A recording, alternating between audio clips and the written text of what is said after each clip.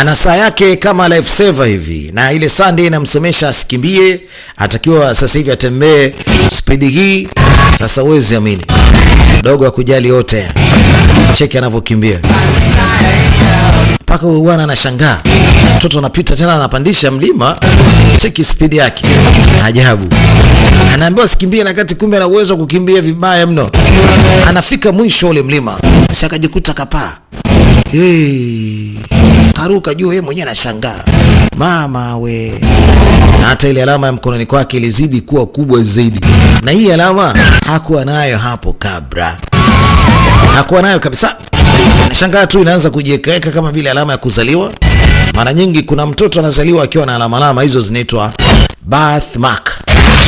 Kajiparua kaparua, mama yangu aoni.